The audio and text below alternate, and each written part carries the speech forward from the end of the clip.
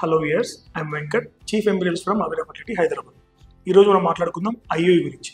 IOI అంటే ఏంటి, IOI ఎవరికి చేస్తాం, దాని ప్రొసీజర్ ఏంటి, దాని రిజల్ట్ గురించి కూడా డిస్కస్ చేసుకుందాం. ఐఓఐ అంటే ఇంట్రా యూట్రైన్ ఇన్సెమినేషన్. ఇది ఒక చిన్న ప్రొసీజర్ అనమాట. ఎవరైతే ఇన్ఫర్టిలిటీ పేషెంట్స్ ఉంటారో వాళ్ళకి చేసే ట్రీట్మెంట్లో ఇది ఒక చిన్న ఈజీ వేలో ఉన్న ట్రీట్మెంట్. ఓకే, ఐఓఐ ఎవరికి చేస్తామంటే ఇన్ఫర్టిలిటీ పేషెంట్. అసలు ఇన్ఫర్టిలిటీ పేషెంట్ అంటే ఎవరంటే అన్ప్రొటెక్టెడ్ ఇంటర్ కోర్స్ చేసిన తర్వాత కూడా ప్రెగ్నెన్సీ రాకపోతే వారిని ఇన్ఫర్టిలిటీ పేషెంట్ గా పరిగణిస్తాం. వారికి ఫస్ట్ అనాలిసిస్, హస్బెండ్ కి సెమెన్ అనాలిసిస్ చేస్తాం, వైఫ్ కి ట్యూబ్స్ టెస్ట్ అండ్ యూట్రస్ మంచిగా ఉందో లేదని చెక్ చేస్తాం. సో ఈ సెమెన్ అనాలిసిస్ లో కౌంట్, మొటిలిటీ, మార్ఫాలజీ చెక్ చేస్తాం. కౌంట్ మినిమం 16 మిలియన్స్ ఉండాలి, మొటిలిటీ 40% ఉండాలి, మార్ఫాలజీ 4% ఉండాలి. ఇది నార్మోజూస్పర్మియా అంటారు. ఈ నార్మోజూస్పర్మియా నుంచి మైల్డ్ ఓఏటీ అంటే అలిగో వస్తున్నట్టు కొంచెం తక్కువ ఉన్నా పర్లేదు, వారికి కూడా ఈ ఐఓఐ ట్రీట్మెంట్ చేయొచ్చు అనమాట. ఈ వైఫ్ కి వచ్చేసరికి లేడీస్ కి మన ట్యూబ్స్ ఓపెన్ ఉన్నాయో లేవో చెక్ చేసుకోవాలి. ట్యూబ్స్ ఓపెన్ ఉంటే మనం చేయొచ్చు ఐఓఐ. అండ్ ఓవరీ, ఎగ్ మంచిగా రిలీజ్ అవుతుందో లేదో చెక్ చేసుకోవాలి. ఎండోమెట్రియం మంచిగా ఉందో లేదో కూడా చెక్ చేసుకోవాలి. వీరితో పాటు ఇంకా అన్ఎక్స్ప్లెయిన్ ఇన్ఫర్టిలిటీ, ఆ పేషెంట్స్ కి అన్ఎక్స్ప్లెయిన్ ఇన్ఫర్టిలిటీ అంటే అసలు మనం చెప్పలేము ప్రాబ్లం ఎక్కడి నుంచి వస్తుంది, వారికి సజెస్ట్ చేయొచ్చు. ఇంకా ఎవరైతే ఎజోస్పర్మియా అంటే హస్బెండ్ కి ఎజోస్పర్మియా ఉంటుంది, సెమెన్ లో స్పర్మ్స్ ఉంటాం. సో వారికి డోనర్ స్పర్మ్ సజెస్ట్ చేస్తాం కాబట్టి ఆ డోనర్ స్పర్మ్ తో కూడా ఐఓఐ చేయొచ్చు అనమాట.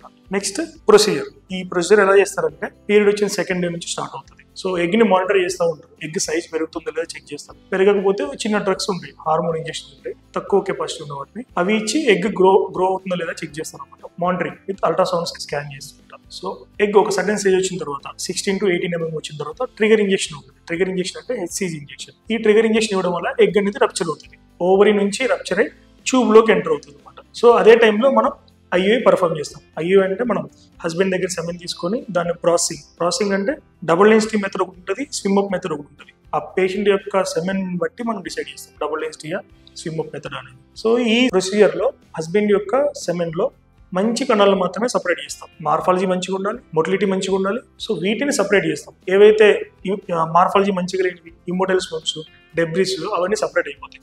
సో ఈ ప్రాసెస్ అయిపోయిన తర్వాత వాటిని ఒక క్యాథెటర్లో లోడ్ చేసి డాక్టర్కి ఇస్తారు అనమాట.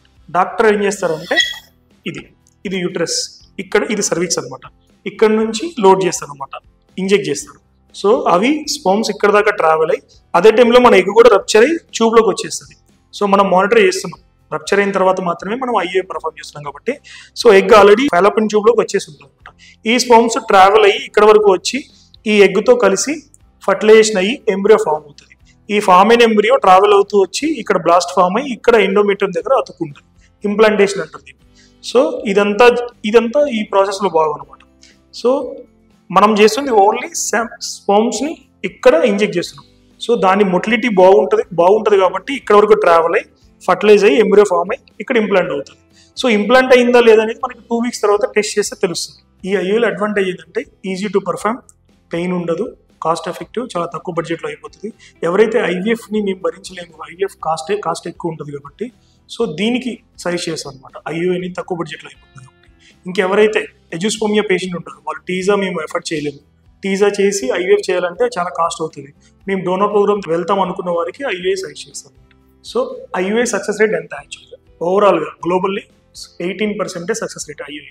ఎందుకంటే ఇంత తక్కువ పర్సెంటేజ్ అంటే మనం ఓన్లీ శాంపిల్ ప్రాసెస్ చేసి యూట్రస్లోకి ట్రాన్స్ఫర్ చేస్తున్నాం. అది అక్కడ వరకు ట్రావెల్ అయ్యి రిలీజ్ అయిన ఎగ్తో ఫర్టిలైజ్ అవ్వాలి. సో ఆ ఎగ్ మంచి క్వాలిటీ ఉండాలి, ఆ ఎగ్ స్పర్మ్తో ఫర్టిలైజ్ అవ్వాలంటే కెమికల్ రియాక్షన్ జరగాలి, ఈ స్పర్మ్ మార్ఫాలజీ మంచిగా ఉండాలి. సో ఈ స్పర్మ్ వెళ్ళి ఎగ్తో ఫ్యూజ్ అయిన తర్వాత అది ఫర్టిలైజ్ అవ్వాలి, తర్వాత క్లీవ్ అవ్వాలి. క్లీవ్ అంటే 2 cell ఫామ్ అవ్వాలి. ఫస్ట్ 2 cell తర్వాత 4 cell అవుతుంది, 4 cell తర్వాత 8 cell అవుతుంది.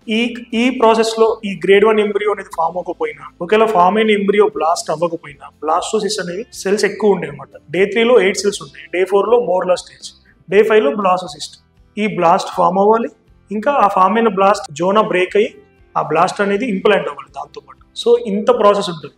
సో ఫర్టిలైజేషన్ అనేది మనం ట్రిగర్ చేయము. ఎంబ్రియో ఫామ్ అయిందో లేదో మనకు తెలియదు, ఫామ్ అయిన ఎంబ్రియో బ్లాస్ట్ అయిందో లేదో మనకు తెలియదు, ఆ ఫామ్ అయిన బ్లాస్ట్ ఇంప్లాంట్ అయిందో లేదో మనకు తెలియదు. మనం ఓన్లీ శాంపుల్ ప్రాసెస్ చేసి ఎగ్ రిలీజ్ అయిన టైంలో మనం జస్ట్ ట్రిగర్ చేసి శాంపిల్ ఇంజెక్ట్ చేస్తున్నాం, అదొకటే మనం చేస్తాం. సో ఇవన్నీ జరగాలి కాబట్టి సక్సెస్ రేట్ తక్కువ ఉంటుంది. సో వీటిలో ఏది మిస్ అయినా, ఫర్టిలైజేషన్ మిస్ అయినా, ఎంబ్రియో ఫామ్ అవడం మిస్ అయినా, ఫామ్ అయిన ఎంబ్రియో బ్లాస్ట్ ఫామ్ అవడం మిస్ అయినా, బ్లాస్ట్ ఇంప్లాంట్ అవ్వకపోయినా కూడా ప్రెగ్నెన్సీ అనేది రాదు. సో ఇవన్నీ ఫ్యాక్టర్స్ చాలా ఎఫెక్ట్ అవుతాయి. ఇంకా ఎండోమెట్రియం కూడా మంచిగా ఉండాలన్నమాట. సో ఆ ఎండోమెట్రియం థిక్నెస్ అనేది పెరగాలి. ఇలాంటి ఫ్యాక్టర్స్ అన్ని ఇంక్లూడ్ అయ్యాయి కాబట్టి దీని సక్సెస్ రేట్ చాలా తక్కువ ఉంటుంది, 18%. Thank you for watching. Please subscribe our YouTube channel.